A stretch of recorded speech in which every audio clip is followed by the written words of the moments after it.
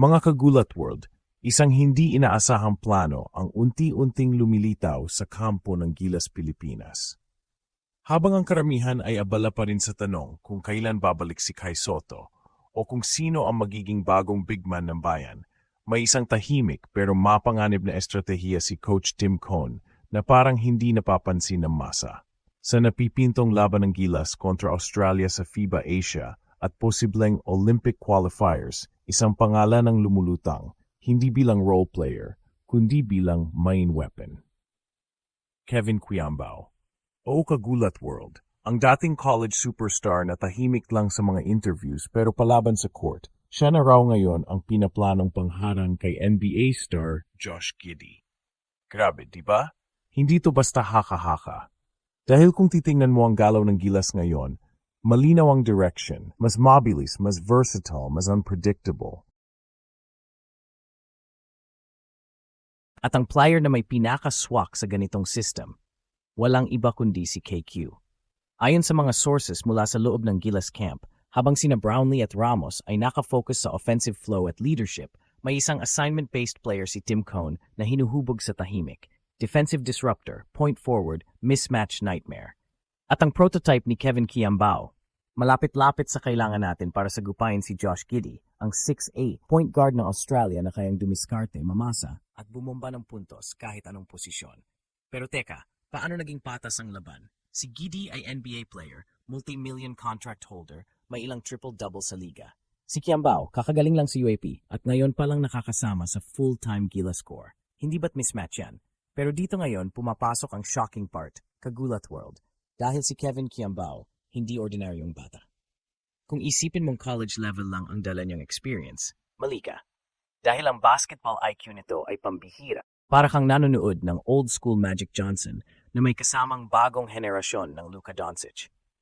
He doesn't score 30 points to dominate. He controls the tempo, sees the game 2 steps ahead, and knows when to strike. Sa simpleng salita, siya yung klase ng player na hindi mo mapapansin sa highlights, pero pag inalis mo siya sa floor, biglang magugulo ang team mo. Kaya kung plano nga ni Coach Tim Cone na gamitin si Kevin bilang pantapat kay Giddey, hindi ito para sabayan sa puntos o athleticism. Ang goal ay disrupt, ay cut off ang supply line, i-match ang basketball IQ with basketball IQ. Dahil ang weakness ni Giddey sa NBA ay kapag may katapat siyang physical, matalino at may mababang gravity na depensa, mga tulad ni Jrue Holiday o Derek White. At sa Gilas, walang ibang may ganong profile ngayon kundi si Kevin. Tignan mo ang katawan niya, 6'7" pero low stance, kaya niyang bantayan ang point guard hanggang power forward. Kaya niyang mag-switch ng hindi nawawala sa assignment.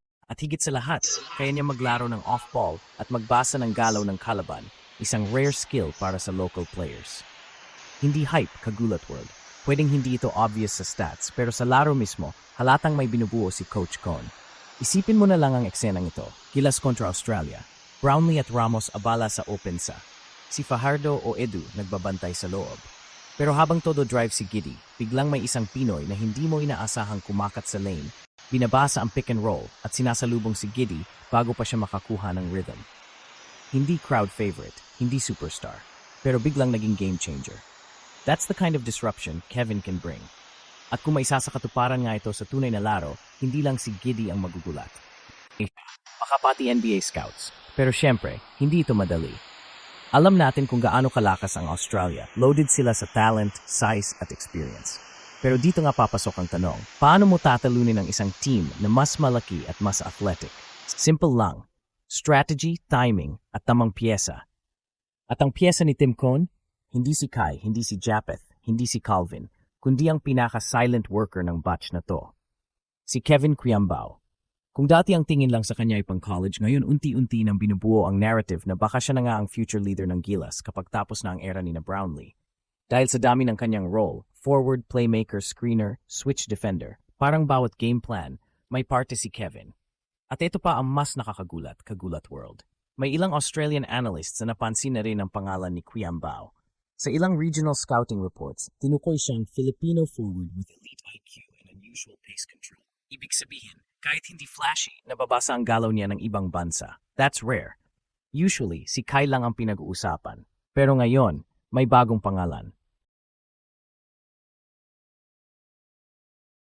At kung matuloy nga ang planong ito ni Tim Cone, siguradong headline ito. The Silent Weapon of Gilas Pilipinas. Hindi ito simpleng eksperimentong taktikal, kagulat world.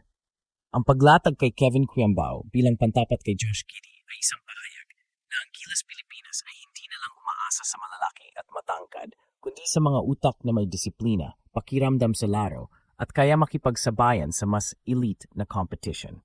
Sa panahon kung saan ang international basketball ay umiikot na sa multi-positional players, may halaga ang isang tulad ni Kevin. Hindi siya box score monster, pero siya ang klase ng player na pinapansin ng elite coaches dahil sa epekto niya sa floor, hindi sa TikTok highlights. Kung isipin mong maigi, parang si Kevin Quiambao na ang pinakamalapit nating sagot sa modern Filipino forward. Hindi lang kasi siya scorer o rebounder, kaya niyang i-facilitate ang open sa, bantayan ng mga import, at mag-adjust sa tempo ng laro. Laban kay Giddey, hindi mo naman kailangang outscorean siya. Kailangan mo lang pigilan siyang makaset ng momentum. At dun pumapasok ang specialty ni KQ Disruption. Ang estilo niya ay hindi explosive, pero surgical. Parang sniper. Hindi lahat nakakakita, pero ramdam sa resulta. At may isa pang hindi napapansin ng karamihan, ang composure ni Kevin. Sa sobrang dami ng expectations at hype na umiikot sa Gilas, bihira ang batang player na hindi naunahan ng kaba o pressure. Pero si Kevin, parang sanay na sanay. Hindi reactive, hindi emotional, at laging mukhang kalmado kahit big possession.